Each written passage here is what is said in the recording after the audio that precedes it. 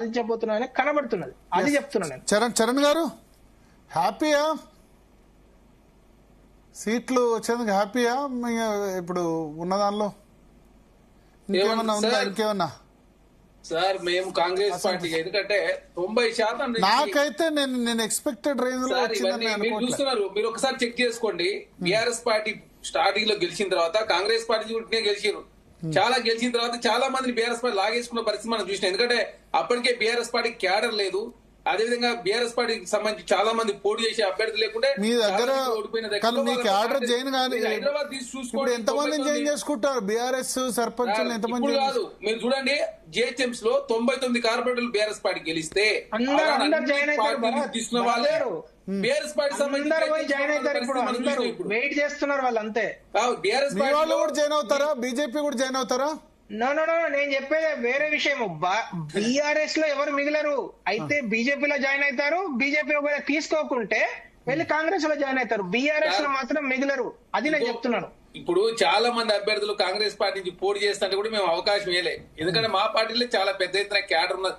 మా పార్టీలో ఉన్న వాళ్ళే 2-3 పోటీ చేస్తా ఉంటే ఇంకా బీఆర్ఎస్ పార్టీ వాళ్ళకి తీసుకొని ఎక్కడ మద్దతు ఇస్తామని చెప్పేసి చాలా నియోజకవర్గాల్లో బీఆర్ఎస్ పార్టీ సంబంధించి చాలా మంది సంప్రదించినప్పటికీ అదేవిధంగా కాంగ్రెస్ పార్టీ ఒప్పుకున్న పరిస్థితి లేదు. ఎందుకంటే కాంగ్రెస్ పార్టీ నుంచి ఇప్పుడు రెబల్స్ గా పోటీ చేయడం మూలంగానే ఇంకా మాకు రావాల్సిన స్థానాలు కొంత తగ్గినట్టుగా మేము భావిస్తా ఉన్నాం. అదే కాకుండా అదేవిధంగా ఈ సయోధ్య గురించే ప్రయత్నం కూడా కాంగ్రెస్ పార్టీ చేయలేదు. ఎందుకంటే డెమోక్రటిక్ వేళ 5 సంవత్సరాలకు ఒకసారి వచ్చే ఎలక్షన్లు ఎవరికి డెవలప్మెంట్ చేస్తారనుకుంటే ప్రజలు వాళ్ళకి చేస్తారని చెప్పేసి మేము చాలా స్పష్టంగా భావించినాం. మా ముఖ్యమంత్రి గారు కూడా అదే చెప్పారు. మీరు పైసలు చూసో లేకపోతే ఇంకోటి చూసో దయచేసి ఓటేయద్దు.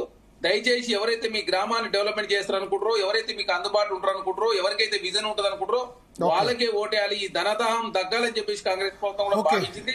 దానిలో భాగంగా చాలా ఫ్రీ అండ్ ఫేర్ ఎలక్షన్ జరిగినాయి చాలా స్పష్టంగా. ఎందుకంటే గతంలో మనం చూసినాం కదా, గతంలో ఏనాడన్నా ఇంత పారదర్శక ఎలక్షన్ జరగలేదు. ఎలక్షన్ జరిగినా కూడా గతంలో ఎంత దౌర్జన్యకాండ జరిగిందో చూసారు. సరే 1-2 ఏదైనా సంఘటనలు జరిగింది. లాస్ట్ టైం గ్రామ పంచాయతీ ఎన్నికలు ఏం దౌర్జన్యం ఏం జరగలేదు. అందరు పోయి బీఆర్ఎస్ లో జాయిన్ అయినారు.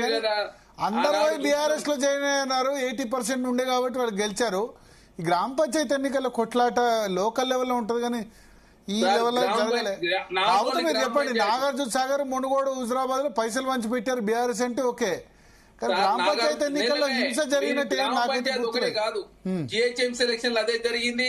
తర్వాత జిహెచ్ఎంసీ వాళ్ళు గెలవలేదు కదా. లాస్ట్ టైం జిహెచ్ఎంసీ బీజేపీ గెలిచింది.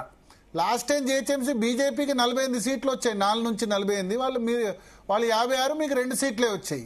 సార్ మాకు 2 వచ్చినాయి. మేము తర్వాత జరిగిన బై ఎలక్షన్ లో కాంగ్రెస్ పార్టీ గెలిచింది. తర్వాత ఏది లింగోయి కూడా బై ఎలక్షన్ జరిగింది. అది BRS party, Bharatiya Janata party లోపాయికర ఒప్పందం జరిగిన ఎలక్షన్. తర్వాత కాంగ్రెస్ పార్టీ గెలిచింది. అదే చెప్తాం. Direct ఒప్పందమే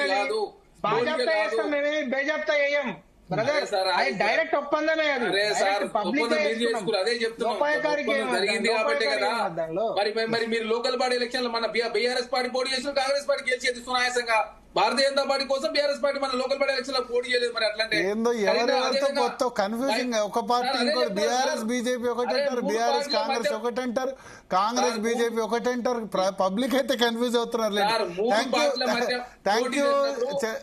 thank you Charan Kaushik గారు, విజయ్ గారు, అమర్నాథ్ గారు. మొత్తానికి గ్రామ పంచాయతీ ఎన్నికలకు సంబంధించి 2 ఫేజెస్ కంప్లీట్ అయిన స్పందన. 3rd phase, final phase next ఎల్లుండి ఉంది. చూద్దాం ఓవరాల్ రిజల్ట్ ఎట్లా ఉంటుందో. 3 పార్టీలు కూడా హ్యాపీయే. బీఆర్ఎస్ అయితే మేము పర్లేదు, సిగ్నిఫికెంట్ రిజల్ట్ అని. కాంగ్రెస్ నెంబర్ 1 వచ్చినందుకు హ్యాపీ. బీజేపీ లాస్ట్ టైం కంటే డబుల్ వచ్చినందుకు హ్యాపీ. సో చూద్దాం 3rd ఫేజ్లో ఏం జరుగుతుంది, ఓవరాల్ రిజల్ట్ ఎట్లా ఉంటుంది అన్నది. గుర్తులో వచ్చే ఎన్నిక నెక్స్ట్ చూద్దాం. ఎంపీటీసీ, జెడ్పీటీసీ కానీ మున్సిపల్ ఎలక్షన్స్ కానీ గుర్తుతో ఉంటాయి కాబట్టి అది ఇంకా ఎక్కువగా ప్రామాణికంగా తీసుకోవచ్చు. రైట్. ఇక నెక్స్ట్ టాపిక్ లోకి వెళ్లే ముందు DNA లో 1 more